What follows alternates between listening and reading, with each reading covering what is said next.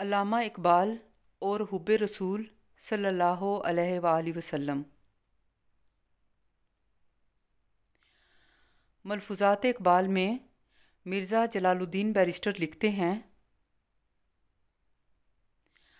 علامہ خواجہ حالی مرحوم کے مسدس کے تو عاشق تھے۔ میرے پاس ریاست ٹونک کا ایک شائستہ مذاق ملازم تھا۔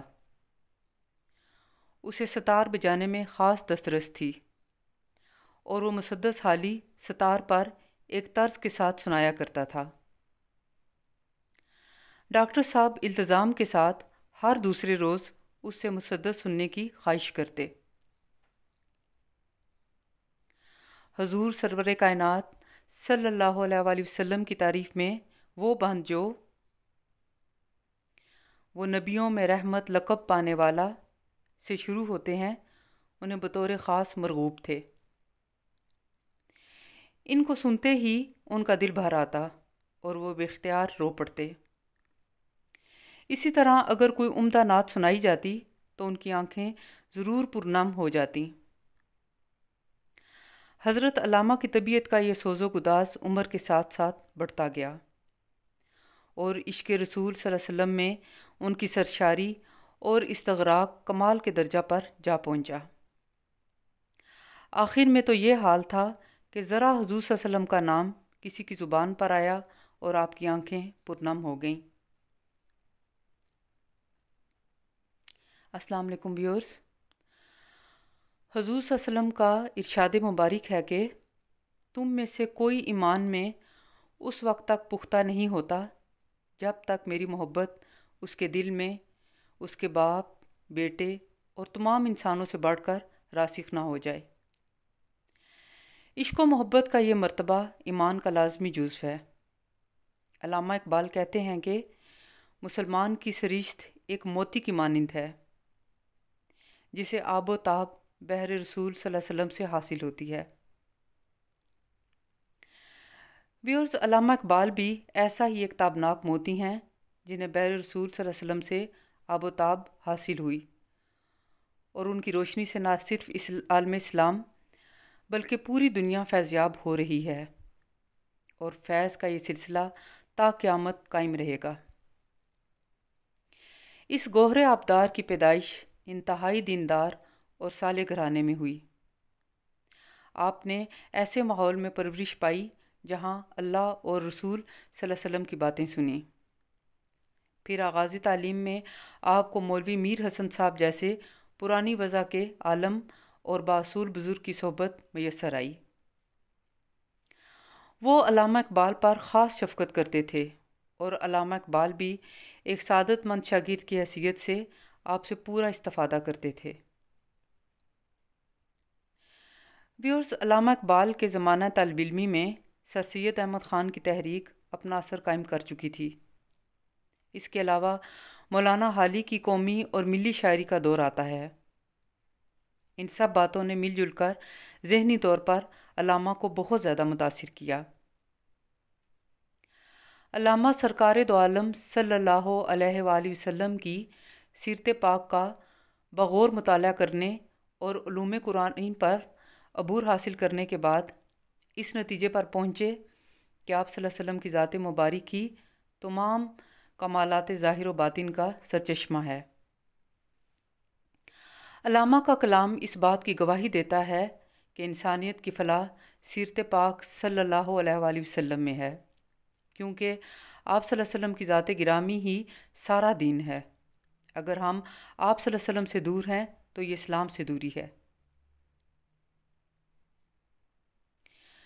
ویورز، جناب فقیر سید وحید الدین صاحب روزگار فقیر میں لکھتے ہیں، ڈاکٹر محمد اقبال مرحوم کی سیرت اور زندگی کا سب سے زیادہ ممتاز، محبوب اور قابل قدر جذبہ عشق رسول صلی اللہ علیہ وآلہ وسلم ہے۔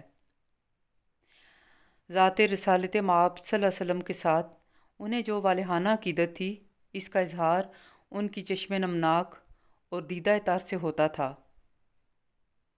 جہاں کسی نے ان کے سامنے حضور صلی اللہ علیہ وسلم کا نام لیا، ان پر جذبات کی شدت اور رقت طاری ہو گئی اور آنکھوں سے بے اختیار آنسو رواں ہو گئے۔ رسول اللہ صلی اللہ علیہ وسلم کا نام آتے ہی اور ان کا ذکر چھڑتے ہی اقبال بے قابو ہو جاتے تھے۔ اقبال کی شاعری کا خلاصہ، جوہر اور لب لباب عشق رسول صلی اللہ علیہ وسلم اور اطاعت رسول صلی اللہ علیہ وسلم ہے۔ میں نے ڈاکٹر صاحب کی صحبتوں میں عشق رسول صلی اللہ علیہ وسلم کے جو مناظر دیکھے ہیں ان کا لفظوں میں اظہار بہت مشکل ہے۔ ڈاکٹر صاحب کا دل عشق رسول صلی اللہ علیہ وسلم نے گداز کر رکھا تھا۔ زندگی کے آخری زمانے میں تو یہ کیفیت انتہا کو پہنچ گئی تھی کہ ہچکی بند جاتی تھی، آواز بھرا جاتی تھی اور وہ کئی منٹ سکونت اختیار کر لیتے تھے تاکہ اپنے جذبات پر قابو پا سکیں اور گفتگو جاری رکھ سکیں۔ جب ڈاکٹر صاحب راؤنڈ ٹیبل کانفرنس سے واپس آئے تو والد صاحب مرحوم ان سے ملنے گئے۔ بڑی مدت کے بعد ایک دوسرے سے ملاقات ہوئی تھی، اس لیے بڑے اتفاق سے ملے اور ڈاکٹر صاحب سے ان کے سفر کے تجربات کے متعلق گفتگو ہونے لگی۔ والد مرحوم نے اثناء گفتگو کہا، اقبال تم یورپ ہو آئے، مصر اور فلسطین کی بھی سیر کی، کیا اچھا ہوتا کہ واپسی پر روضہ اطہر کی زیارت سے بھی آنکھیں نورانی کر لیتے۔ یہ سنتے ہی ڈاکٹر صاحب کی حالت دگرگوں ہو گئی، یعنی چہرے پر زردی چھا گئی اور آنکھوں سے آنسو بہنے لگے۔ چند لمحے تک یہی کیفیت رہی، پھر کہنے لگے، فقیر میں کس منہ سے روضہ اطہر پر حاضر ہوتا۔